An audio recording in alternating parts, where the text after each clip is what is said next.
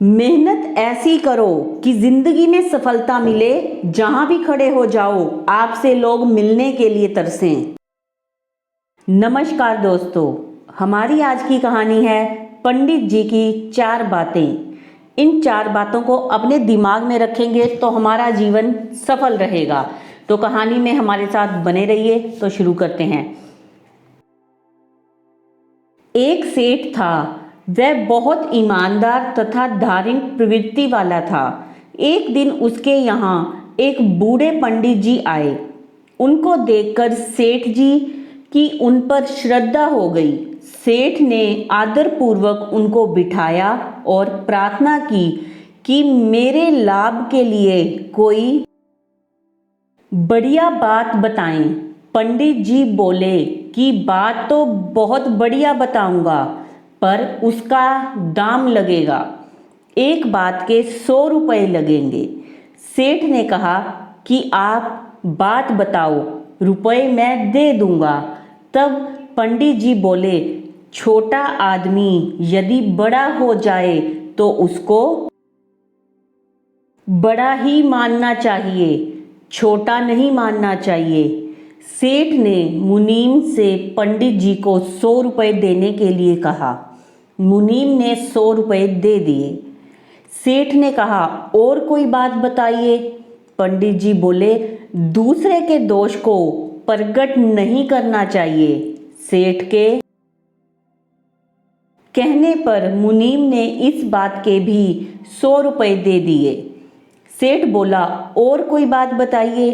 पंडित जी बोले, जो काम नौकर से हो जाए उसको करने में अपना समय नहीं लगाना चाहिए। मुनीम ने इस बात के भी 100 रुपये पंडित जी को दे दिए।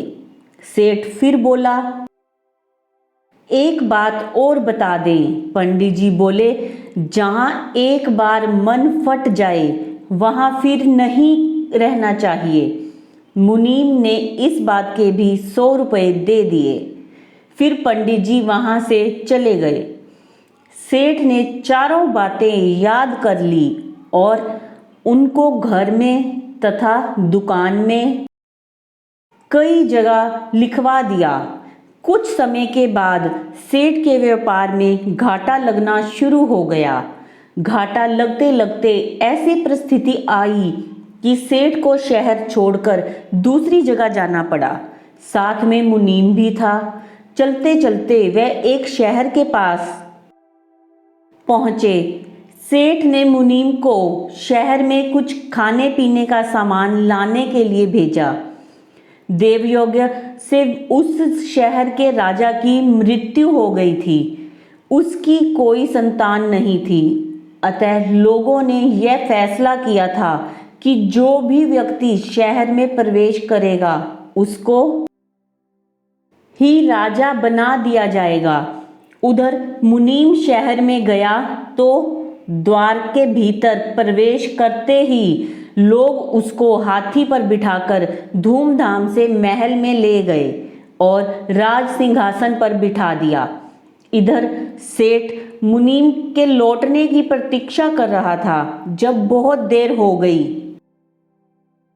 तब सेठ मुनीम का पता लगाने के लिए खुद शहर में गया।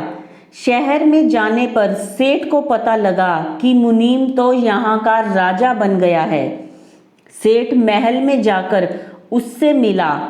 राजा बने हुए मुनीम ने सारी कथा सेठ को सुनाई। सेठ को पंडित जी की बात याद आई कि छोटा आदमी यदि बड़ा हो जाए तो उसको बड़ा ही मानना चाहिए, छोटा नहीं मानना चाहिए।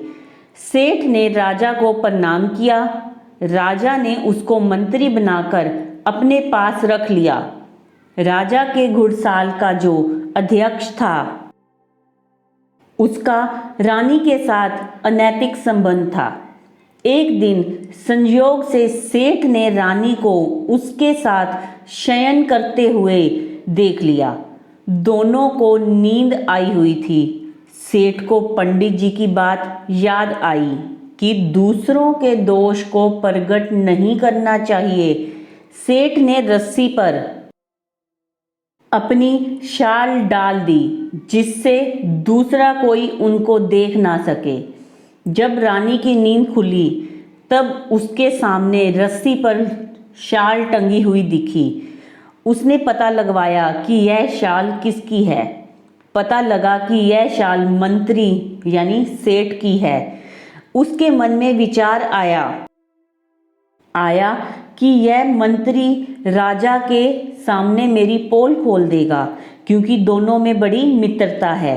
अतः मेरे को पहले ही ऐसा काम करना चाहिए जिससे यह खुद ही फंस जाए।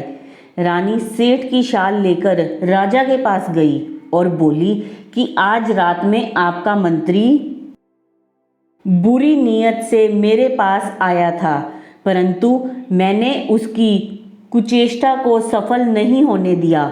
मेरे चिल्लाने के डर से वह भागने लगा तो मैंने उसकी शाल छीन ली। यह देखो उसकी शाल। राजा ने देखा तो पहचान लिया कि जब वह मुनीम था तब उसने ही यह शाल खरीदकर सेठ को दी थी। रानी की चिकनी चुपड़ी बातों से राजा की बुद्धि फिर गई। उसने रानी की सलाह से सेठ को खत्म करने का विचार कर लिया। दूसरे दिन राजा ने सेठ को कसाई से मांस लाने के लिए कहा। उधर कसाई को पहले ही कह दिया कि कोई आदमी तेरे पास मांस लेने के लिए आए तो उसको मार देना। सेठ को बड़ा आश्चर्य हुआ कि मैं मांस छूता तक नहीं, फिर भी राजा ने मेरे से मांस लाने के लिए कह दिया। इसमें ज़रूर कुछ ना कुछ बात है। तभी सेठ को पंडित जी की बात याद आई कि जो काम नौकर से हो जाए उसको करने में अपना समय नहीं लगाना चाहिए। सेठ ने मांस लाने के लिए अपने नौकर को भेज दिया। कसाई ने नौकर को मार दिया। इधर राजा को गुप्तचरों के द्वारा पता चला कि घुड़साल के अध्यक्ष के साथ रानी के अनैतिक संबंधों का पता लगा। राजा को बड़ा भारी पश्चाताप हुआ कि रानी की बातों में आकर मैंने इतने ईमानदार सेठ को मरवा दिया। बाद में पता लगा कि सेठ तो जीवित है। राजा को बड़ी प्रसन्नता हुई। वह एकांत में सेठ के पास गया और अपनी भूल के लिए क्षमा मांगी। राजा ने पूछा कि आपकी शाल रानी के पास कैसे आई। सेठ ने कहा कि पंडित जी की कही हुई 100 रुपए वाली 4 बातें तो आप जानते ही हैं, मैं उन्हीं का पालन किया करता हूँ। रानी घुड़साल के अध्यक्ष के पास लेटी थी और दोनों को नींद आ गई थी। मेरे को पंडित जी की कही हुई बात याद आ गई कि दूसरे के दोष को प्रकट नहीं करना चाहिए, इसीलिए मैंने उनका दोष ढकने के लिए रस्सी पर अपनी शाल डाल दी। वही शाल रानी ने उठा ली और आपके पास ले गई। राजा ने सेठ से प्रार्थना की कि आप पुनः अपना मंत्री पद संभालें। तभी सेठ को पंडित जी की बात याद आ गई कि जहाँ एक बार मन फट जाए वहाँ फिर नहीं रहना चाहिए।